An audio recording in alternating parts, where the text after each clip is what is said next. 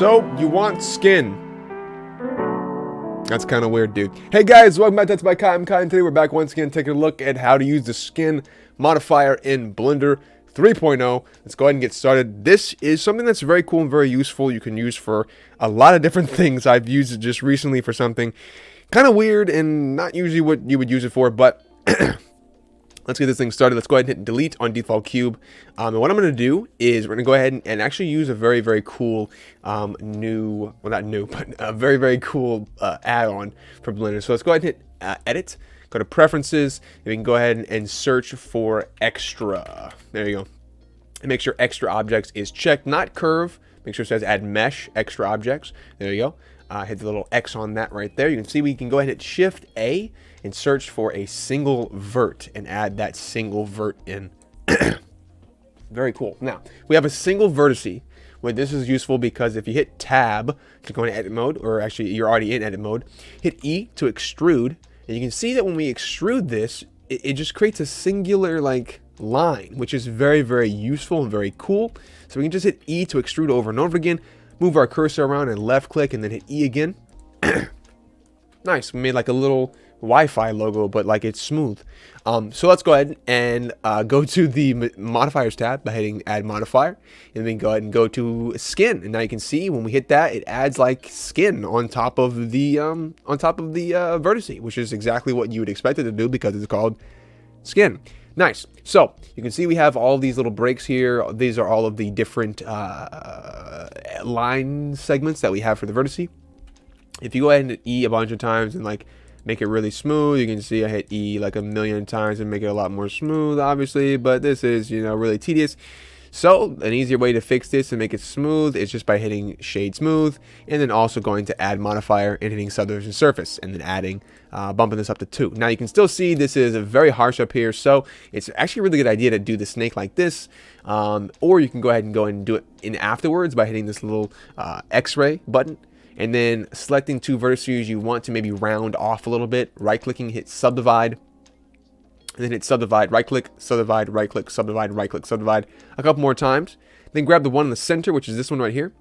Hit O for proportional editing, then hit G and scroll your mouse wheel up so you can get it a little more smooth, you know what I mean? Just make that bad boy a little smoother. You can also change the fall off type. You can change it to round or whatever you want. I recommend either just doing linear, which probably is going to give you like a really hard kind of edge, or just sticking with the smooth there. Yeah, there you go.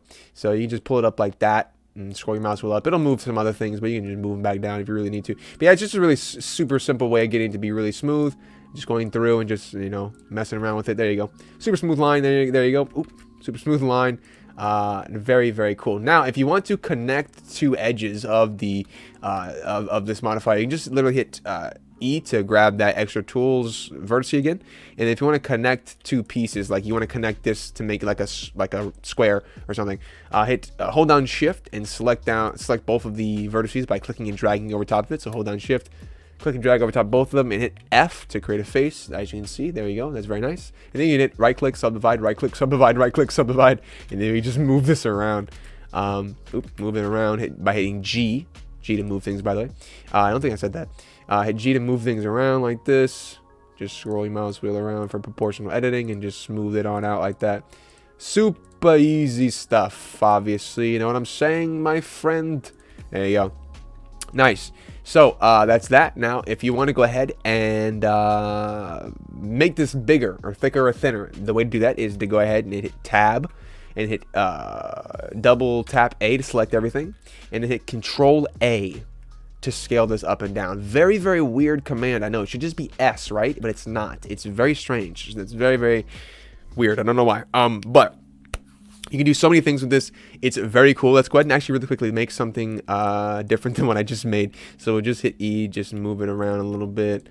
We'll make like a little spiral, right, like this. Nice. There we go. And right in there. Cool. Now hit add modifier, skin, and then we can go ahead and hit branch smoothing. Well, I didn't even talk about that. We didn't talk about that yet. So let's go ahead and go to shade smooth, add a modifier, subdivision surface, and bump it to 2. You can see if we change the branch, well, you can't really see because there's not too many branches here. But if we go ahead and add in another piece, so select one of the vertices, hit E to extrude, You can see now we have a branch, which is, this is a nice little branch, the little Y section. If we change the branch smoothing, it'll make it more like together. If you put it on one, it'll keep the thickness roughly the same, but if you put all the way up, it'll be like a little thicker there, obviously, as you can see. The symmetry doesn't really do too much for anything that's like a singular object like this, obviously, so I don't have to worry about that too much, but you can go ahead and just make some nice little weird looking things. I don't know what this is, but it looks cool though. I mean, I like it. It looks nice. So there you go. Now if you want to use the Control A once again to make specific parts of this thicker and thinner, you can do that by hitting Control A once again, making this part a little thicker. Maybe hold down Shift, grab all these pieces, hit Control A, make these a little thinner by moving my mouse inwards. You can see you can get some really cool looking effects by just going ahead and just easily just making parts thicker or thinner, depending on what you want and where you want them to be at. So very cool stuff. I will see you, ladies and gentlemen, in the next tutorial. Hope you learned something new today. But yeah, so that is that. Let's go ahead and make this one a little bit thinner, and we will call it for today's tutorial. I will see you in the next one, but until then, bye-bye.